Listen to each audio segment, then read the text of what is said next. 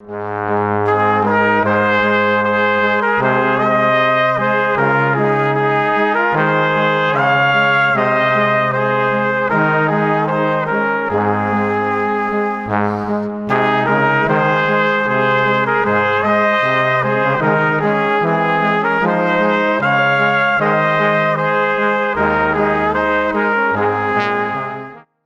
Friends, I am brigadier doctor Vijay Sagar Dhiman और आज मैं अपने VR1 प्लेटफॉर्म के ऊपर जो कि यूट्यूब चैनल में है आपके समक्ष एक और सब्जेक्ट लेके आया हूँ।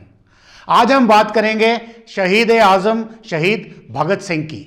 जी हाँ, आज 23 मार्च का डे है और आज के दिन शहीद आज़म शहीद भगत सिंह को अंग्रेज़ी हुकूमत द्वारा फांसी दे दी गई थी। तो उनके बारे में बात करने के लिए आज मैं आपके समक्ष आया हूं और हम बात करेंगे कि वो क्या सोचते थे, उनकी क्या विचारधारा थी और उनसे हमें क्या क्या सीख लेनी चाहिए। यदि आप अपने तरीकों से जीवन जीना चाहते हैं तो आपको शहीद आज़म शहीद भगत सिंह की ये सब बातें आपको जानना ज़रूरी है। शहीद भगत सिंह का नाम लेते ही एक 23 साल के ऐसे नौजवान की तस्वीर सामने आती है जिसने अपनी सारी जवानी, अपना परिवार, अपना सुख, अपना सब कुछ सिर्फ भारत की आज़ादी के नाम कर दिया था।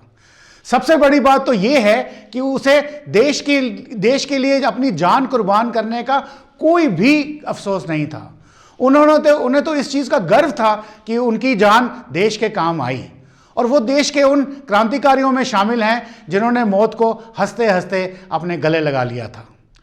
शहीद भगत सिंह सिर्फ एक नाम ही नहीं है, एक जज्बात है, एक एहसास है, एक जुनून है, एक क्रांति है, एक प्रेरणा है। जिस उम्र में बच्चे खिलौना के साथ खेला करते हैं उस उम्र में शहीद भगत सिंह जलियांवाला बाग की मिट्टी हाथ में लेकर के, आंखें नम करके, अपने दिल में अंग्रेजी हुकूमत को जड़ से उखाड़ने का प्रण लेकर के आ गए थे और उन्होंने इस काम को इतनी शिद्दत के साथ किया कि आज भी जब शहीद भगत सिंह का नाम लिया जाता है तो एक बार तो आंखें नम हो ही जाती हैं। और वो एक ऐसे मात्र क्रांतिकारी थे जिन्होंने हंसते हंसते मौत को गले लगाकर पूरे देश को एक साथ रुला दिया था।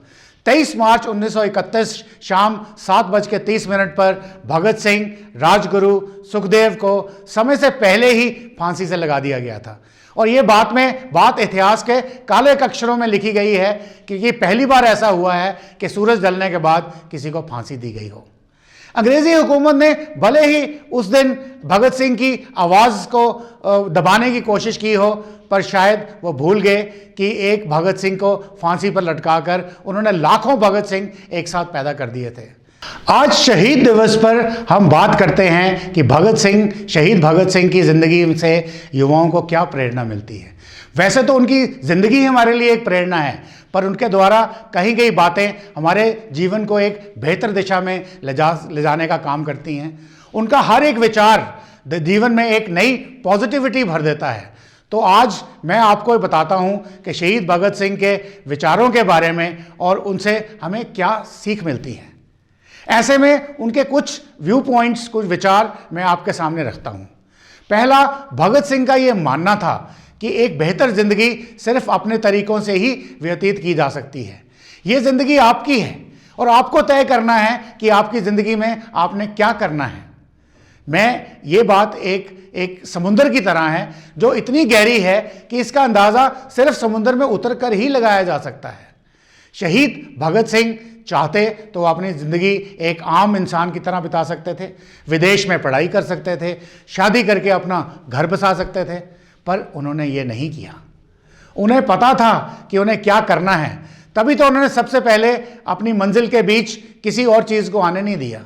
वैसे भी अगर हम सिर्फ अपने आप को ही ये बता दें कि हमें क्या करना है तो यकीन मानिए आपका रास्ता अपने आप ही खुल जाएगा और आपका रास्ता अपने आप ही बन जाएगा।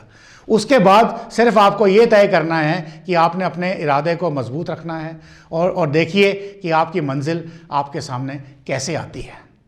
दूसरा पॉइंट ये था कि देशभक्तों को अक्सर लोग पागल कहते हैं और देशभक्ति करने वाले एक प्रेमी, पागल या कवि जैसा बनना पड़ता है। जिसके लिए हर लक्ष्य निर्धारित होते हैं। और इसी वजह से, इसी तरह से देशभक्तों का भी एक ही लक्ष्य होता है, देश की भलाई। हमें भी जीवन में अपने लक्ष्य को निर्धारित करना चाहिए, और अगर हमें अपने लक्ष्य का पता है तो हमें जीवन में अवश्य ही सफलता हासिल होगी। भगत सिंह हमेशा कहा करते थे कि मैं एक ऐसा पागल हूं जो जेल में भी आज़ाद है, मेरी गर्मी से ही राख का एक एक की कण कीर्तिमान है। इस लाइन को मुझे आप लोगों को समझाने के लिए कोई शायद ज़रूरत नहीं है। इसे खुद शहीद भगत सिंह ने इतने सरल शब्दों में कहा है, और अगर आप इस विचार को आखिरी लाइन पढ़ोगे तो आपको समझ में आ जाएगा कि कोई भी चीज़ सिर्फ हमारे दिमाग तक होती है, मेंटल माइंडसेट तक होती है। इस बात का परफेक्ट एग्जाम्पल ये है कि लाइन कि मैं ऐसा पागल हूं जो जेल में भी आज़ाद है। इसका मतलब यह है कि जहां रहने वाले लोग कैदी कहलाते हैं, वहां पे भी शहीद भगत सिंह अपने आप को आज़ाद कहते थे। शहीद भगत सिंह ने यह कहा था कि क्रांति शब्द की शाब्दिक अर्थों में व्याख्या नहीं करनी चाहिए। व्यक्ति के उपयोग और दुरुपयोग के हिसाब से ही उनके अलग अलग अर्थ और मायने निकलते हैं। अगर आपने सोयों को उठाना है तो वहां पे आवाज को बुलंद करना ही पड़ेगा।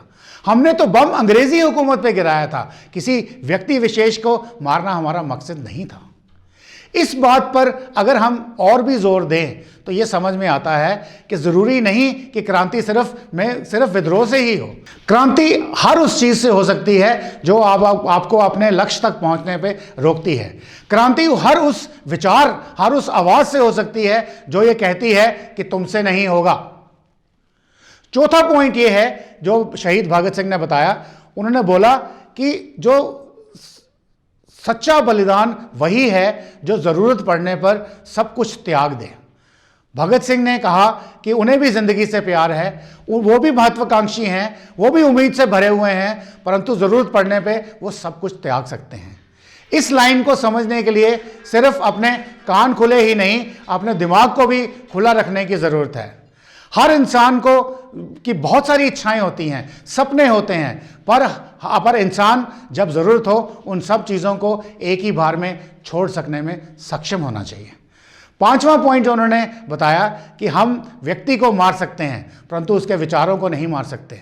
विचार हमेशा अमर रहते हैं। स्वतंत्रता और क्रांति मानव जाति का जन्मसिद्ध अधिकार है, और स्वतंत्र विचार और आलोचना क्रांतिकारी सोच के दो अहम हिस्से हैं। इस बात को हम शहीद भगत सिंह से भी जोड़ सकते हैं।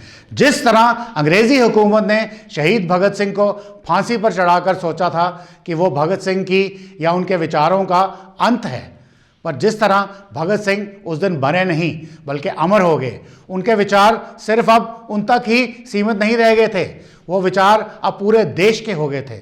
उसी तरह हमें भी अपने विचार और सोच अच्छी रखनी चाहिए ताकि लोग हमारे पीछे भी उन विचारों को और उन सोच को, उन अच्छी बातों को याद रखें। तो इस तरह से मुझे उम्मीद है कि आप भगत सिंह के इन विचारों को याद रखेंगे, उन पे अमल करने का कोशिश करेंगे।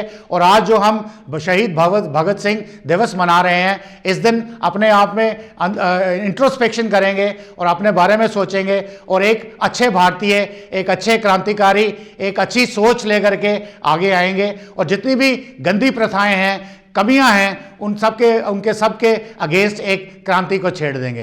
तो अभी तक के लिए यही। तो इस पे जय भारत, जय हिंद।